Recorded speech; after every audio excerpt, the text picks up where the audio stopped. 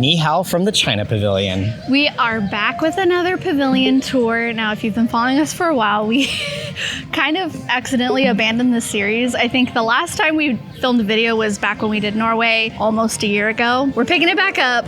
We're here in China, and we're telling you all the fun tips, tricks, history, fun facts. Let's go explore.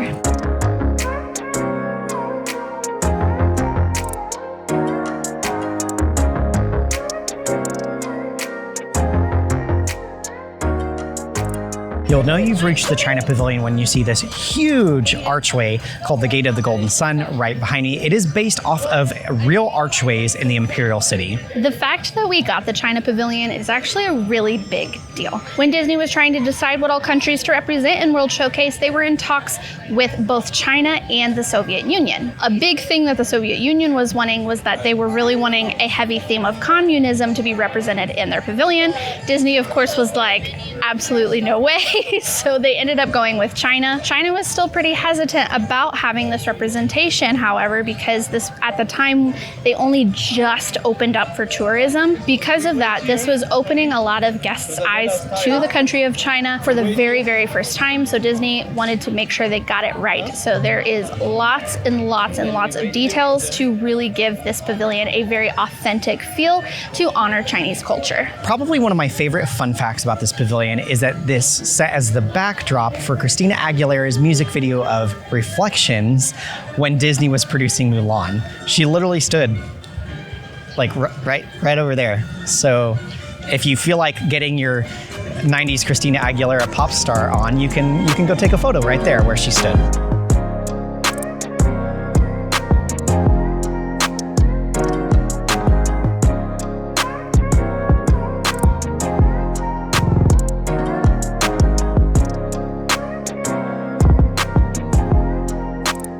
There are two main areas of the China Pavilion. You've got the gardens, which is supposed to represent more of the nature of China. And then you've got Zhangfuji, which is this area where you have House of Good Fortune and kind of this more street-like area. This is supposed to represent the hustle and bustle of like Beijing city streets. Another cool little story that is in the details of this pavilion is on a lot of the tops of the buildings. You'll find these little statues with a man sitting on top of a hen. And that is actually 3rd century Prince Min. He was not liked. He did a lot of bad things. And so eventually he was hung. It became customary to have him on top of lots of buildings to kind of warn against tyranny. The animals that are surrounding him are there to kind of thwart any escape that he may try to attempt. It's kind of a funny little story, but it's one of those things that just makes this pavilion really special.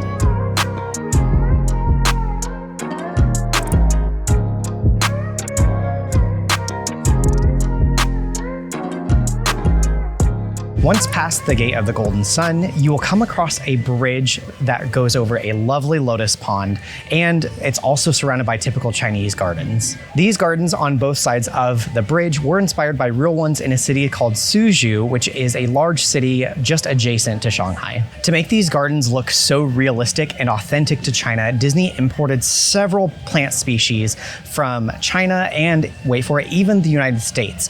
They imported a Cyanthus petusa, which is a tree that I definitely may or not have had to look up. And they even imported a century-old weeping mulberry tree from none other than New Jersey. For wayfinding purposes, the mulberry tree, as seen behind me here, is right on your left as you enter the pavilion, right under the Gate of the Golden Sun. Just look for these benches along the left-hand path, and you'll find it right here. Now, because Disney did put such great care into selecting all of the foliage for this pavilion, they of course did want to continue that even with this mulberry tree. And it tells two stories. First and foremost, it was selected for its beauty. We did try to film this several months ago, and ironically enough, there was no foliage on the mulberry tree. But now in the summer, it's beautiful and lush, and I can truly see that beauty that it's well known for. Traditionally in China, this tree does provide florists loads of possibilities, both for not only its foliage, but also in the autumn, the leaves turn a gold color, which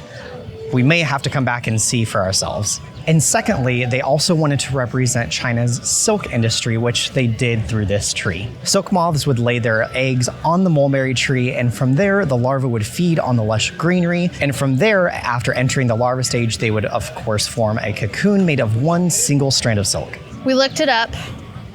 This is the Cyanthus petusa. It's very pretty. I like all the little flowers on it.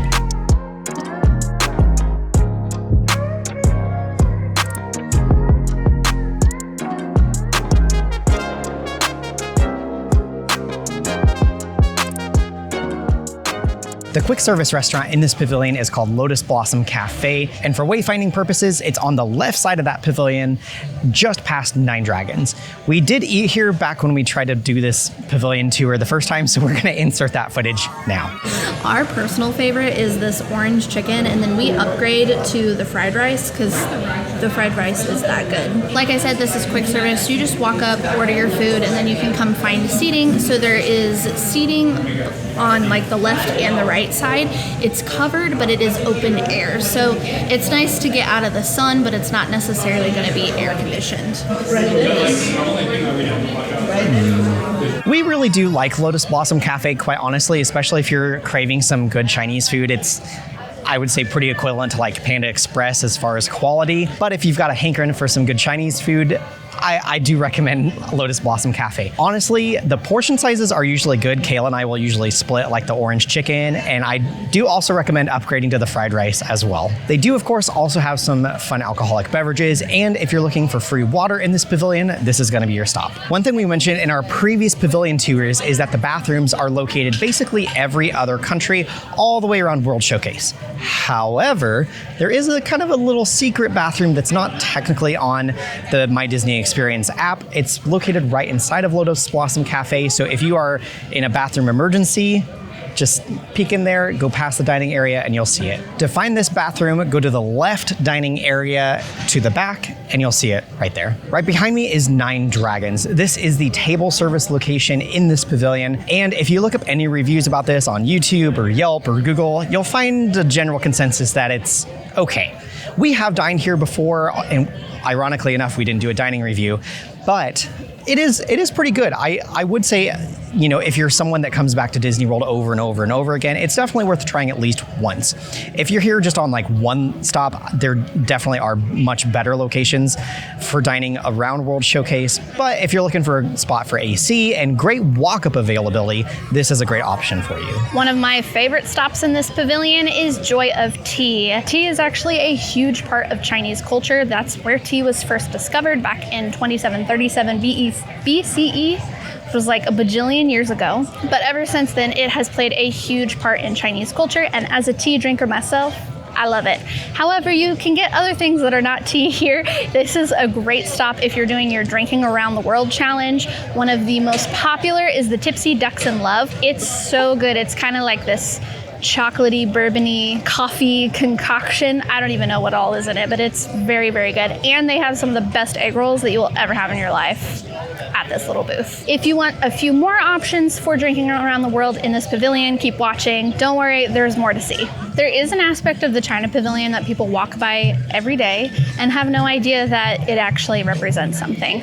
You're gonna find these huge rock formations, and these are a really important part of Chinese culture. Way back during the Tang Dynasty, it was thought to be kind of a sign of wealth or privilege to be able to pay to have these huge, oddly shaped rocks found and brought to homes to display in their gardens. As with everything in the China Pavilion, these rocks do also symbolize something. They symbolize virtue, strength, and stability. There are 3 of these large rock formations. You can really only see this one behind me as you're walking by, but if you look really closely, you can find another one behind the kind of like gift shop and Joy of Tea, and then you can find the 3rd one back behind where the China Pavilion food booth is during the festivals. Besides the big rock formation, one easily, probably the most overlooked aspect of the China Pavilion is actually this wall right behind me. If you look, it's got this kind of wave to it. And that is supposed to represent the back of a dragon, which, again, everything symbolizes something. Dragons represent power. To find this wall, you'll find it right, basically almost like you're walking past the China Pavilion, right past the Gate of the Golden Sun.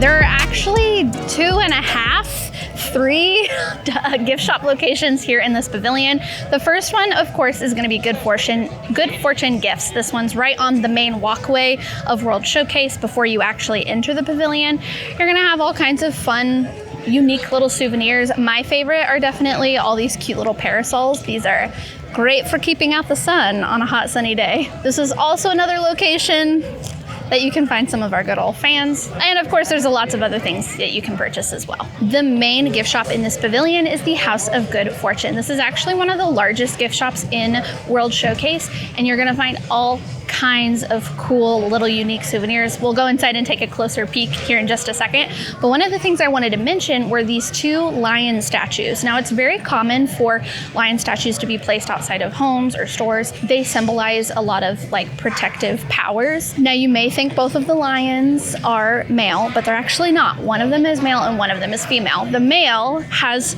a ball under his foot, and then the female has a little cub under her foot. The ball represents unity of the empire, and the little lion cub represents prospering offspring.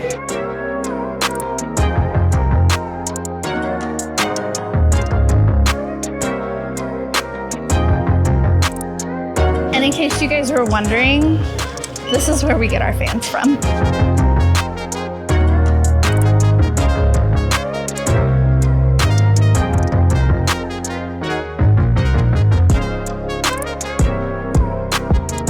Inside House of Good Fortune is also where you're going to find the Kidcot location. This is a free activity that you can do with your young ones or kids at heart. In each country pavilion, they will have a Kidcot station with a cultural representative, which just means that the cast member is from that country. They'll do a little paper craft with you. Usually it involves like coloring or doing like a little word activity, and then you can collect these as a fun, free little souvenir. This is also where you're usually going to find the pin board locations for these pavilions.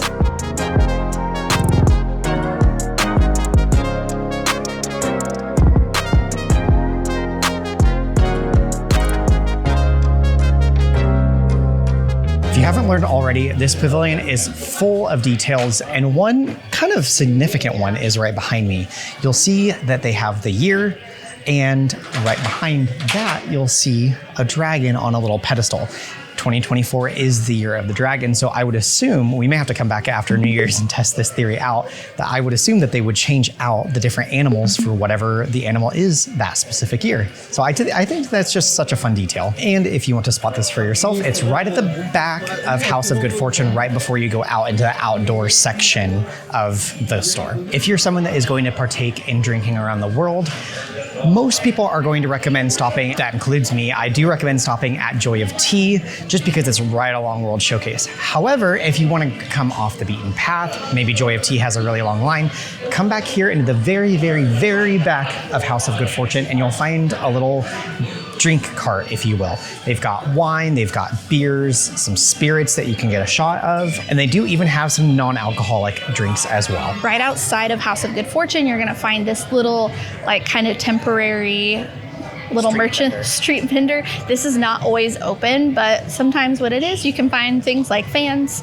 or cool little bonsai tree looking things, little snacks, you know, some fun stuff, or even a cool drink. Cool drink would be nice on a hot day like today. And then right next to that is where you're going to find the press penny machines for this location. There's actually 2 of them. You can get up to 8 pennies at these. At the very end of the street, right by House of Good Fortune, you're gonna find this giant bell. This is, I think you call it a bianzang. I may be saying that wrong. It's usually a big set of bells, and you play it by whacking it with a big old mallet. This type of instrument dates all the way back 2,000 to 3,000 years ago. One of the main icons of this pavilion is the Temple of Heaven. This is a half-scale replica of the actual building that you can find over in Beijing. This is where they would go to make sacrifices and pray for a good harvest for the next year. The blue roof represents the sky and heaven, and then the red is the symbol of royalty. Imagineerings loved the design of this, and they loved how precise everything was, so they actually screen printed hundreds of all of the details all around to try and get it as close as possible. There's a lot of symbols and representations within this rotunda. For example, you'll notice that all around the outer edge, there are going to be 12 beams that support the roof. Those represent the 12 months of the year. And then in the center, you have 4 center columns, and those represent the 4 different seasons. These 4 columns hold up 4 beams that create a square, which represents the earth. And then just above the square beams, you'll find a rounded beam that represents heaven. And then coming back down to the ground, you'll have a little center stone right in the middle of the rotunda with 9 stones around, and 9 is a lucky number. Like I said, everything has a story and represents something. So in all of the screen printing up on top, you're gonna find dragons and phoenixes. These actually have kind of representations as well. So the dragon, it represents power and strength. And if they have 5 claws, then that represents like royalty or the emperor. And then the phoenix represents peace and prosperity. And when you have those 2 symbols together, it actually represents marriage. You can't hear it. It's okay. Now, this actually kind of scared me. I don't know how well you can hear it in the microphone, but if you stand right in the middle of the rotunda, you can hear your voice echoing back to you. If you're standing a little further away out of the circle, I don't think that you can hear it. But if you're standing right in the middle, like I can hear my voice super clearly echoing back at me. That's kind of crazy. Hold on. Mark Allen, you need to try this. Yeah, you definitely can hear it. I don't know how well the mic picks it up, but it just sounds like you're in a tin can. And finally, just off to the side of the rotunda, this is going to be the meet and greet location for Mulan. You can find meet and greet times for her in the My Disney Experience app, but I love that this is in some nice AC, so it's kind of a fun little hidden gem. And have you been doing your training today? You know, I actually had a question. I know you have some really good moves with some fans. Do you think you could show us a move? Yes, well, I did capture Shen Yu's sword just using a fan. Wow. Sometimes you don't even need a sword. It's pretty impressive. Although swords do come in handy not only for training, but also for cutting your hair. So what we're going to do, That's true. We have a warrior stance where we have 2 fingers out like this and 2 fingers out in front. But what you're going to do, you're going to hold your fan up instead. I like it. Okay. 1, 2, 3.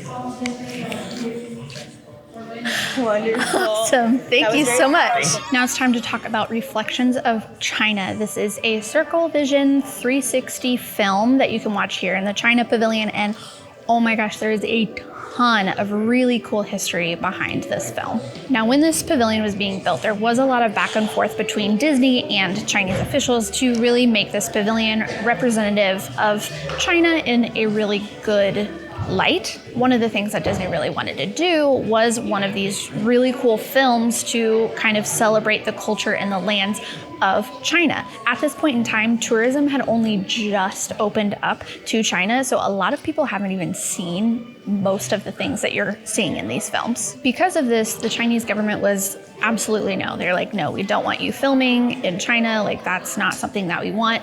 But after a lot of talking and a lot of things, Disney was able to get the rights to be able to do some filming over China, especially in places like the Great Wall. My favorite part of this whole story is the thing that finally got the Chinese officials to say yes was that Disney Imagineering came and sat down and they showed them the film Fantasia. And that was what finally kind of put them over to be like, okay, I see what you guys are trying to do here. We like this. Go ahead and do it. And I just think that's a really cool fact. When the filmmakers were intending on filming in kind of more sensitive areas at the time, the Disney director would actually talk to the Chinese film crew, and then the Chinese film crew were the ones to actually go up and get a lot of those aerial shots so that they knew that they were filming things that were okay. So it was a really cool collaboration on both Disney and the Chinese government. The original iteration of this film is called Wonders of China, and that played all the way up until 2003. And then they kind of used a combination of footage from the original film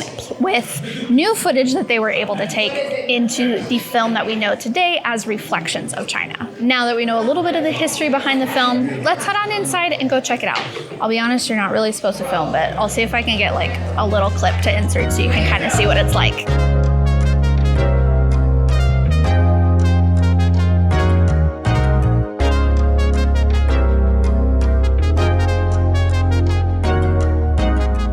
Inside the House of Whispering Willows, and inside here is mainly an exhibit for Shanghai Disney.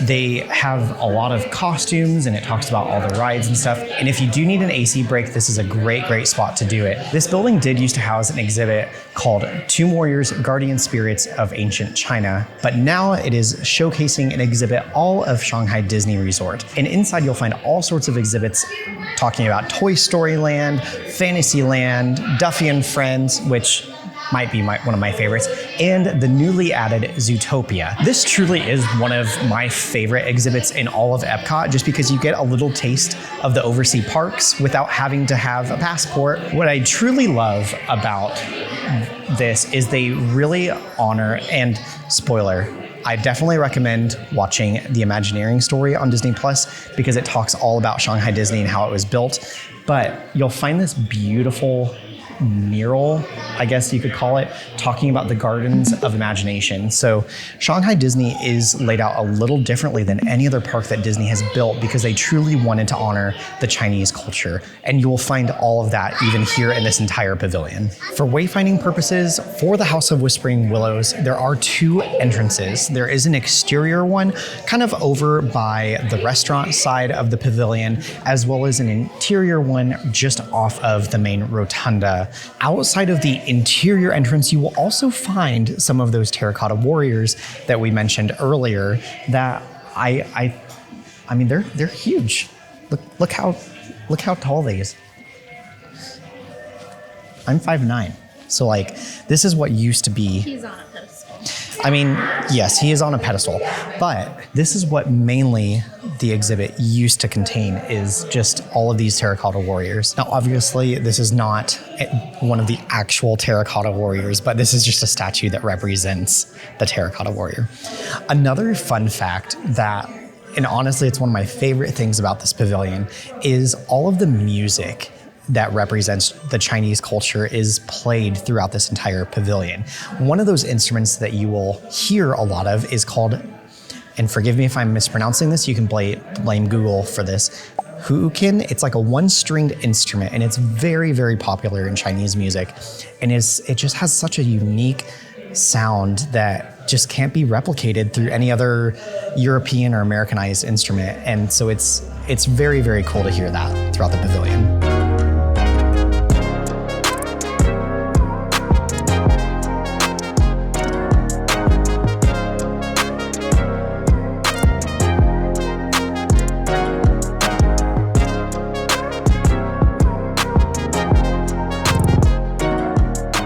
Right now, at the time of filming, there is no international food, flower, art, holiday, any sort of festival going on. If you do find yourself in the China Pavilion during one of those festivals, there is always something being offered.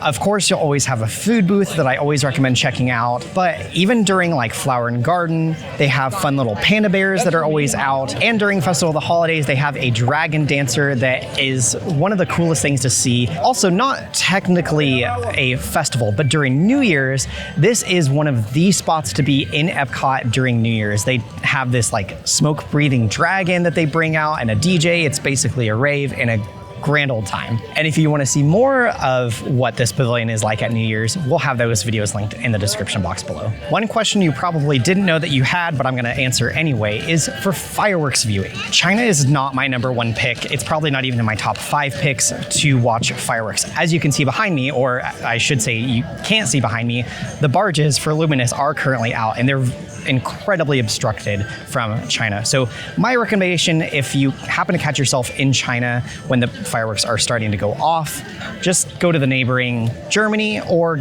keep walking up to the front of the park towards Norway and watch from there.